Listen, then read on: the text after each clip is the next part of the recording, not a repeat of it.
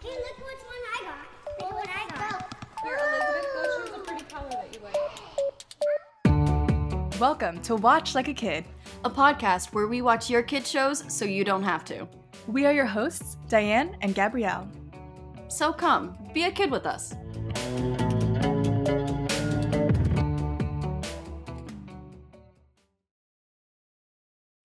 Hi. Hello. Welcome to Watch Like a Kid. Or should I say, good eye, mate. I will spare you guys because my accents are quite terrible. That's all I can do. That's all you can do. I can do, oh, nar. Sorry. How do I say sorry? I can't, I don't know. Or am I thinking of Canadian? Maybe. Sorry. Yeah. We gotta find a nice Canadian show to cover. We gotta watch H2O, apparently, right? Oh, yeah. Just add water. We got a request to do H2O. So, I'm pretty sure it's Australian, right? Yeah, it is. I watched it growing up. It's been a long, long time, but it was a hit. I remember. It was everywhere. Today we are covering a whole different Australian hit. Gabby? We're watching... Drum roll. Bluey. Y'all, I've been trying to get Diane to do a Bluey episode for so long, and she's just been like, I don't want to watch Bluey. I don't want to watch Bluey. This woman watches one episode. Okay, remember, Bluey is like 7 minutes long. Okay, 7 minutes. This woman watches 7 minutes, and is texting like, oh my god, oh my god, oh my god. This is the cutest show ever. Oh my god, I can't believe this. I love this so much. Oh my gosh. Like, honestly, even just the theme song, she started texting me. She was like, this theme song is so cute. I want to do the dance. It was so cute. I couldn't help it. It opened up this world of just like, I felt like my soul had been healed. But like, what needed healing, I don't know. But I just felt so... It's like when you listen to a Taylor Swift song and you're like having memories that you never even had. Like, they're not even your memories, but you're having them. Yes. It's like Bluey puts you in that space where you're like, it's not even my life, but it feels like my life. Well, it's like I've told you before when we were doing Miraculous, I used to watch them in the mornings to like kind of wake myself up and get ready for the day. And it really made me feel like I was a kid again watching like Sunday cartoons every like weekend. So what a comforting way to wake up, honestly. Like, and I was the kind of kid that I woke up, no alarm necessary, like 5:30 in the morning if I was so excited, and I would like crawl in and I would scare my mother awake and just be like, can I go watch TV? Because I knew she would say yes because it was so early, and what else is there for me to do? She's like, yeah, sure. And I'm just like sit on the TV and like watching little cartoons till everyone else woke up. That's so cute. So I needed an alarm, like always, because I would choose sleep over anything, always. And by the time I got to high school, my alarm was the TV kicking on, so I could like program my TV to turn on at a certain time, and it was really wild. I know for that time period too, me in high school, like, okay, TVs. Wait, you had a TV in your room? Oh, you should know my father wants a TV in every single room. If he could have a TV in the bathroom, he would, but my mom draws a line. So we have a radio instead in the bathroom. It is excessive. I understand us having a TV in every room. It is excessive, but growing up, I always had a TV in my room, and so in high school, I would program it to turn on when it was time for me to get up for high school. And so every time it came on, for some reason, Phineas and Ferb was the show that was on at that time. And so I used to wake up to, there's 104 days of summer vacation and school comes along just to end it. Like, every morning. And so anytime I hear that song, I kind of get like triggered. My brain glitches when I hear that. Like, I don't, because it was the song of like meaning wake up, and now I detest it. I detest that song so much. Like, no offense, Phineas Ferb, great show, but like, I detest that song so much. I feel you on that though. To this day, that's how my family and I bond, because we're all very different. We do not get along sometimes. As children, my sisters and I, we did not like each other. We still barely like each other. But for some reason, when we're sitting down watching a TV show that we all enjoy, it's like we're bonded. Mm-hmm. We're talking. Nobody is screaming at each other. Everything is peaceful. Yep. And so I always loved that. Like, it's big memories of just watching things with my family. And that is why I think maybe when I first hit play on Bluey, something clicked, because it is fun for the whole family to watch. My thing was, okay, I get why kids might love it because it's a cute little cartoon and like they have the cute little accent. So like American kids probably are like eating that up. But I was like, but the parents like just throw that on and like walk away, you know, because they're 7, 9, sometimes 9 minute long episodes. I did not understand why parents were like seated and Yes, watching it with their kids. You may not have seen Bluey, but you knew that adults were watching this, and you were just like, And what is going on with this so show? I need to officially apologize to all you parents and caregivers out there. I'm so sorry that we are so behind on the Bluey trend, but I see you, I feel you, and I get you now. Bluey is our most requested show, and it has. Everyone's like, why haven't you done Bluey? Honestly, the first, like, when they, like, see it, like, oh, we did this, they're like, where's Bluey? Where's the Bluey app? And we're probably gonna have another Bluey app also. Bluey just came out with 2 new episodes. Yes, and that is why we finally decided, hey, gotta do it. We should cover it, because the newest one that just dropped is, what, half an hour long? Half an hour, which in Bluey language is like a feature film. And Gabby and I were talking about how we absolutely love the description right now that's online for the episode, where it literally tells you, this is a new episode of Bluey. It is 28 minutes long in the description. Because they're usually like 7 minutes long, so you can kind of get away with telling your kid that they were allowed to watch TV, and really they're only watching 7 minutes, or maybe 2 episodes, so it's like 15 minutes. But it so makes if you are a screen time girly, it does make them feel like they watched 2 episodes of TV, and that feels like a lot to a kid. But really, it's not that long at all. So they really had to be like, this is a 28-minute episode. And Gabby was like, where's our feature film for Bluey? And I was like, Gabby, 30 minutes is a feature film for Bluey, because it's normally 7. Yeah. I cried. I'm not gonna lie. I filmed her crying, so don't worry, you'll see it on our socials. Follow us at Watch Like a Kid. It was just so sweet and heartwarming. I don't even know why I cried. So the thing with Bluey is there are a lot of episodes that are just about imaginary play and like subtle life lessons, but there's also some different things going on with the characters that carry over into different episodes. So this one is they're planning on moving, and it's been like a thing for a while. So this episode has to do with their house being sold, and Bluey can't handle it. Doesn't quite comprehend it as it should. I think Bluey is 6. Yeah. And Bluey has a little sister who's 4. Yes, that's who I am today. With my orange, I am Bingo, and Gabby is Bluey with her blueness. So cute. All my clothes. I don't like, this hot take, I actually really hate the color blue. It's like my least favorite color. So I didn't really have blue in my wardrobe. I had to dig through and find stuff. This is actually a bathing suit top. And I was like, you know what? I mean, Australia, beachy. Oh, yeah. Surfy. And her pants are corduroy. I don't know if you can see them. Her pants are corduroy, which is very, like, the texture feels very, like, dog. So. Of the dog, yeah. Yeah, of the dog. A bathing suit. So I have a bathing suit and, like, corduroy pants. Very much of the dog. That should not match or go well. But it goes. It really works. I'm really digging it. I love it. So Bingo has no problem with the house being sold, because she's just like, yeah, sounds great. Yeah, she doesn't really understand what's going on. Because she's 4. Yeah. But Bluey is having a tough time. Right. So she goes and reads a book with her classmates and her teacher, and she goes, why is there always a happy ending in all of these stories? And the teacher's like, well, I guess it's because life gives us enough sad ones. That was about 2 minutes in. Yeah. And I think it's like, we kind of BS kids sometimes, so we don't like want to tell them the truth because we don't know if they can handle it. But I really appreciate that the adults in this show are honest with the kids, but at like a child developmentally, in a developmental way, like in a way that the child can understand without it being too much to process, and they're always like with them along on the journey, but they're honest with the kids, and they're just like, well, like there's some scenes where, and because the book they read is about like, you know, like we'll see, right? Like, yeah, something good happens, and the townspeople are like, wow, that's a really lucky thing. Right. And the farmer is like, we'll see. And then something bad happens, and they're like, oh no, your luck has run out. And he goes, we'll see. Yeah. And the story ends that way. He says, so we'll see. If they, you know, when Bluey is talking to her mom, like, hey, like, are we gonna be okay? Because I don't know, like, what's going on. The mom is honest. The mom's like, you know, I don't really know, but for now, I kind of just want to dance. Like, do you want to dance? And I think it was really special for me to see personally, because growing up, I just kind of knew like adults were lying to me all the time. And it really started to irk me. I was like, I feel like I don't. And then it was confusing when what they told me the cognitive dissonance of it, when what they told me didn't pan out, was confusing. So I think it's really nice when you see a show where the adults are like being real with kids. Like, you know, a lot of sad stories in life, so let's escape into the happy ones today.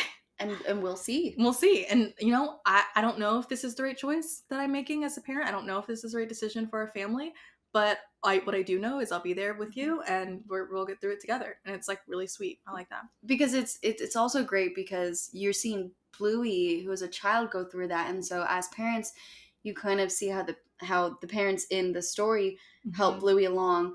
But they're also going through the same thing. So there's a scene where the dad is even going to the mom and saying, is this a huge mistake? Because they're planning to move for his job because he just wants to give them a better life. Yeah. It has more financial options and everything. And he even says, am I making a mistake? And the mom just goes, probably. Yeah. But we'll do it together. Yeah. And I think that's so amazing that they show the struggle from all age spectrums, from the little kids to the big ones. But then they also have really happy moments, so you can't quite tell. It's all natural, which is what life is. So, and then the drama that's going on in the B plot. We love a good B plot. Any like rom-com would live for this this plot line. This woman is leaving her marriage. This dog is leaving her marriage, and they're like, Uncle, why is she leaving the marriage? Like, did you do something wrong? And the uncle says, probably. Like, yeah, the uncle goes, I'm not good at talking about these things. Like, he gets it. And it's just like, okay, that, Aunt Frisky is, like, running away. And it's, like, such a funny thing because they have to, like, try to follow her around town to try to find her. Yeah. And I laughed hysterically because since, I nanny small children. Right. I understand. It literally felt like a kid wrote the script because it's the first time Bluey is able to ride in the front seat of a car. Oh, she's so excited, y'all. And it's like, and suddenly all this kind of like dramatic stuff is happening with the adults, and Bluey's just like, hey, there's a cup holder in the front seat. And all the kids in the back seat are like, ooh, And then all of a sudden, like, they're driving. And at one point I was like, that kid in the back seat's going to have to pee. And then literally she was like, excuse me, can we stop for the bathroom? Well, because they went to this juice shop to find Frisky. And the kids are like, can we have some watermelon juice? And the mom was kind of dumb in this part. It's like, sure. Well, it's great because they're distracted, so they're just missing the Anne at all these points and times and everything. They just barely miss. So they fix things with Aunt Frisky, and she gets back together with her fiance, who's got some rad hair. If you know, you know. The wedding is back on. They get back, and they're having it at the house that is for sale. So they're having it at Bluey's house. I really like that. I think it's really nice that Bluey, when she's struggling with the house being for sale, she thinks that if she takes the for sale sign down and hides it, then that means the house can't be sold. Yeah. And I love how the cute, like, just America versus Australian thing is like the for selling sign. Yeah. But yeah, so this whole episode, they're like trying, but they're too weak. They're little kitties. And they can't get this sign out. And this different breed of dogs had already come by and they wanted to buy it. Right. And they say it's the dogs that can't see. They have all this fringe. They have Which, honestly, Bingo's the 4-year-old little sister of Bluey. Shout out to Bingo, who was like, I actually think they can see. I think the fringe is just hiding their eyes. Yeah. A smart moment from Bingo. I think they just need a haircut. I think it's just not to make you feel like kind of stupid, big sis, but like I think they can see. Bingo puts Bluey in her place sometimes. And they get along a little too well, at least in this episode. And the other new episode, Ghostbasket, really adorable. Only 7 minutes for that one. That's also a newer one. Also a newer one. Yeah, they're getting along really well on that one too. So adorable. Yeah. So they have the whole wedding and everything. It's like a nice moment where it's like you kind of forget the bad stuff. You're just enjoying the moments. Last part of the house, like being in the house, and then it's moving day and it's pack up day, and then that's when it hits for Bingo, and Bingo just goes, "Oh, I thought we would sell it, but still live in it." And then the mom is like honest with her. It's like, "No, babe, like we have to move to a different city," and she's like, "Is this person coming?" And the mom is like, "No, baby," and she's just like, not okay. Yeah, so she runs out and she's trying to lift the sign by herself this time. That was the moment where Diane cried. It's really fun. Because then big sis Bluey comes and sits with her and starts to tell her the story that Bluey had learned about. There was a farmer and they said, good things happen. And he said, we'll see. And it it shows a really good example of it clicking for Bluey now. Yeah. And so it's kind of like if you learn something, then you can once you're able to really teach it to someone else, that means that you fully know what's going on and you recognize it and you're kind of like processed it. And I thought it was so cute. It was really cute. And this is like a really small detail, but I just think this shows how much attention to detail Bluey has. Yes. When they were telling the story in the beginning in the class wanted to know what the horses' names were. And they were all like, I would name my horse this. I would name it that. And when Bluey tells a story to her little sister says, what's the horse's name? And Bluey's just like, Midnight. So once there's a horse called Midnight. And I just thought it was so cute that like they kept that like little thing, detail there. Because it's so cute because all kids they need to know names of things. Even if I'm playing the most simplest of games with the kids that I'm literally making up on the fly. It's a fake game. They will be like, what's the name? Who's the character? Are they a bad guy? What's the bad guy's background? And I'm like, I'm in too deep now. And then they really test your imagination. They do. And then like I'll go home and think like that's it. No, for the next week. They're like, let's play that one game with the person and the thing, and then they add. It's like they dreamed about new subplots and everything. Like they have to know details. You like put out a video on our TikTok and Instagram about like your spring break with the kids. Oh my gosh! And you were like a goblin or something. Yes, I was whatever a hobgoblin is. I thought that was so cute because you could hear Diane in the background like talking to stuff, and then one of the kids says something like, this will be our dining room table or something. And you were like, okay. And you're like, that rock is our summer home or something. Yeah. See, you need to watch more Bluey because it'll help with your playfulness. That's why when I did watch Bluey, I absolutely loved that. And in our research, the creator really says that he really tries to make it about playful imagination, what he and his kids actually play with, and like how you can learn while still having like this great imagination and doing these weird, seemingly random make-believe games, but it really has a big impact. And it's so interesting because in Ghostbasket, because remember they're selling their home, and it took me a bit to catch on because I didn't watch Bluey much. I think I watched like 3 episodes before I went into these, so it took me a while to realize they were playing. Same. And I was like, what is going on?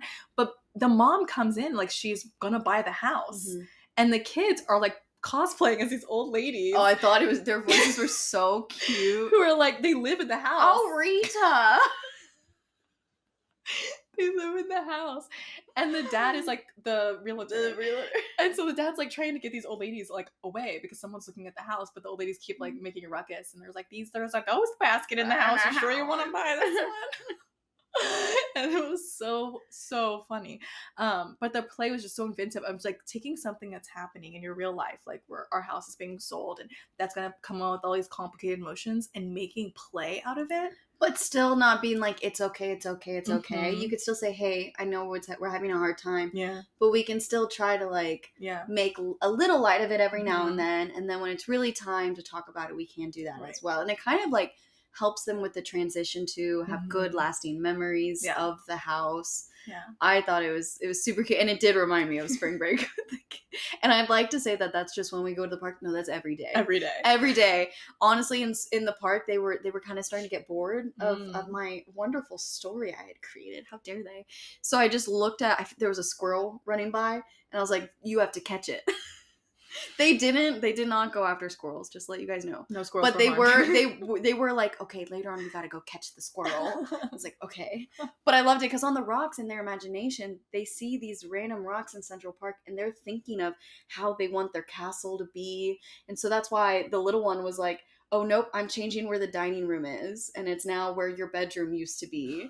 And if I go sit on the wrong rock, they're like, that's not your bed. Your bed's over there. It's very specific, and I thought Bluey really showcased that really nicely as well. Well, they're showcasing it in our real world too. Really? Speaking, if you're in the market for a summer home, like Diane's nanny kids are. No, they already have their own summer. Oh, that's right. Yeah, Cinder Park. Head on over to domain.com.au. Okay. And there you can find an actual listing for Bluey's house. No way! Yes. So it's really so cute. It is in Brisbane. Excuse me, Australians. Yeah. Is it Brisbane? City, Queensland. Queensland, yeah. And I act like I've been there. I have not. I would love if any of you guys live in Australia and you guys have a spare room, Gabby and I can come visit and crash. so we can go find this imaginary house? It's got the pictures of like you can't see. Oh my god, we will post these. We'll post the link. It's got like the pictures of the floor plan. It's got the Bucky is the name of the realtor in the show, and it's got his information. You could call him. We're not gonna call him because I don't know if it's like it looks International. a little Australian. Yeah, it's looking a little. We don't want that extra phone bill. But I did see another podcast. They called him, and it's like, "Hi there, you reached Bucky." Did I do well? Did I do okay? Yeah. Hello. This is how they describe it on the website. A quaint, animated family home nestled in an undisclosed Brisbane location that could be in Red Hill or the Gap, we'll never tell, with mid-century design aesthetics offset by whimsical touches. The quintessential Queenslander, radiating heritage charm, complete with upwards of 100 hidden small, long dogs to be found. But you know what it doesn't have? A pool. Which, I don't want to go on a rant, but I'm bad at these dogs that can't see. Yes, the dogs that couldn't see loved Bluey's house and wanted to buy it. It did not have a pool. So Gabby was a little confused. I can clear it up for you, Gabs. I'm not confused. I know good and well what happened. I don't like. So the mom was trying to say like everything happens for a reason. They were at a lookout point at one point, and Bluey had found a lucky coin. I had put it in there to look through the viewfinder, but the coin got stuck, so they left it as like a we'll see thing. Which is funny, yeah, because they're like, I guess it wasn't good luck after all, but that was the whole point of the book. It was very parallel. It was very cute. Very nice. So at the end of the episode, the dogs that can't see went to the lookout, and they're like, oh look, who carries coins anymore? I thought that was funny.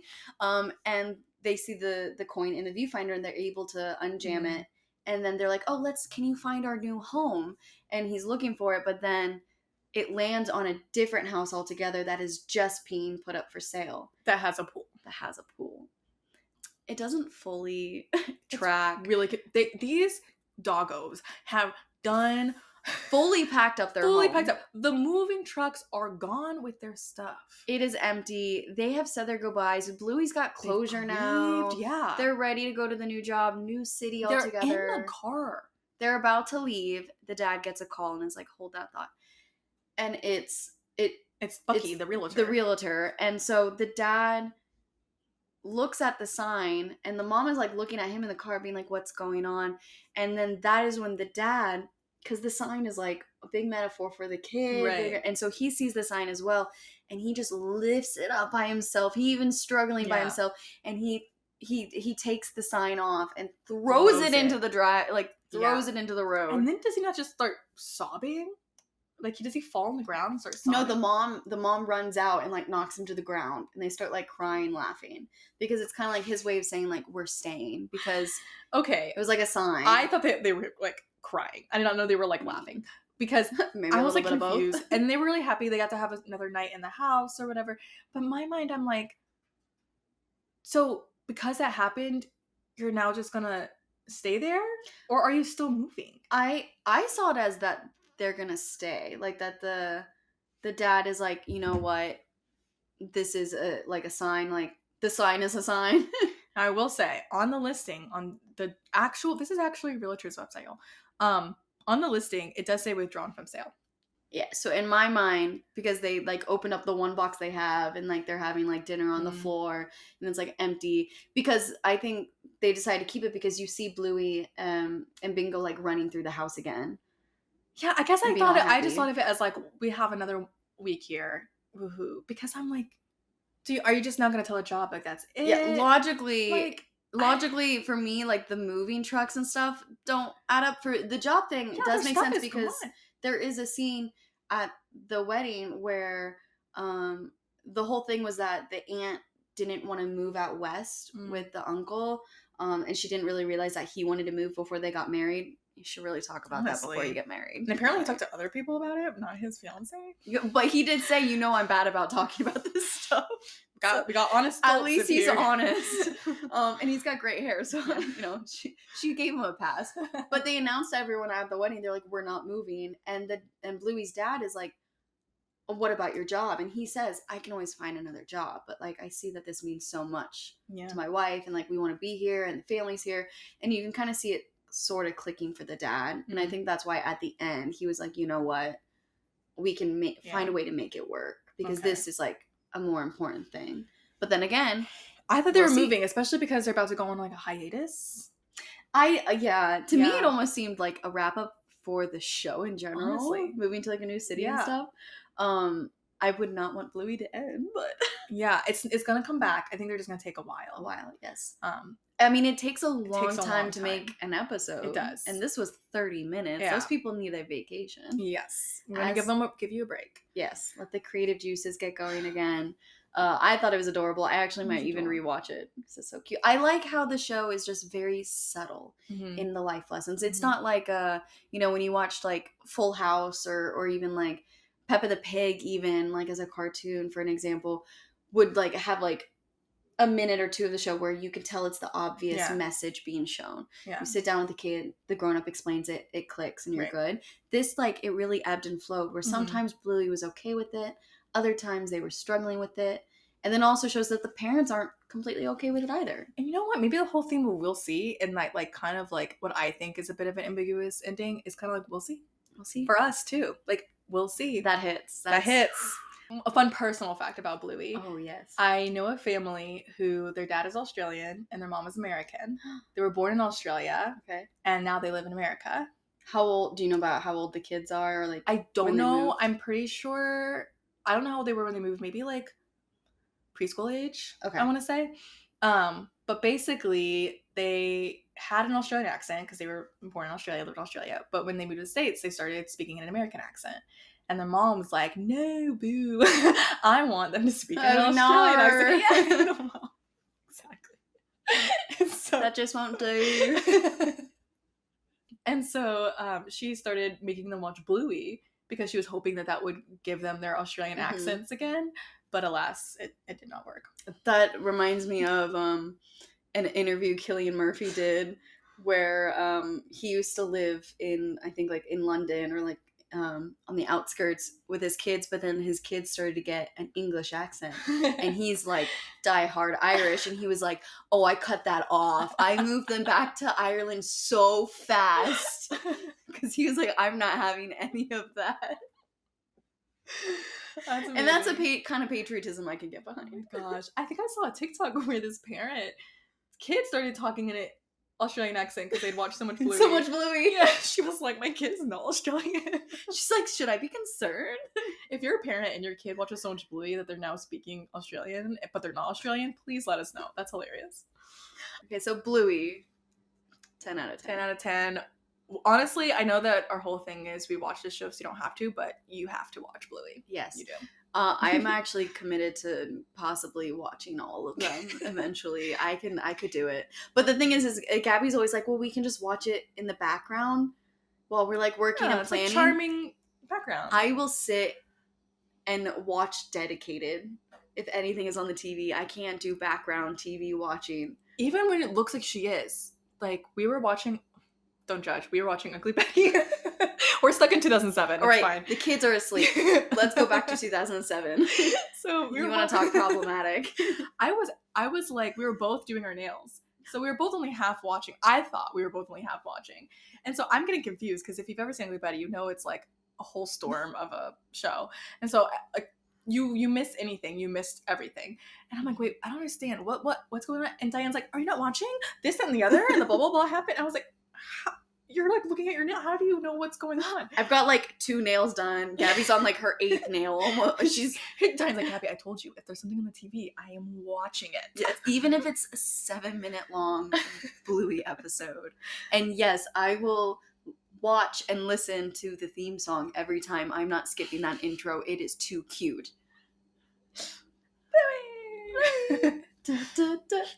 Bingo! Anyway, we realized part of the fandom, like, you guys, well, can we be part of the fandom now? I think Bluey so. fandom? Okay. They don't have like a super cool designated name for being a Bluey fan. No, y'all have thrown out some options, but So none- we don't none of them have a hit. fun sign off today. Mm-mm. We're really sorry, our little butterflies, but that's what you'll always be. But I did find out that Australians have a cute little thing when they say goodbye. Should I try it? I think you should. I will. Will you how about judge this? me if it's really bad? I will, but I have no room to because mine would be worse. And I'll just say it in an American accent. Okay. So I will be the worst kid dinner. All right. Hooroo. Hooroo. That's not a unicorn. That's just a pony with pink hair.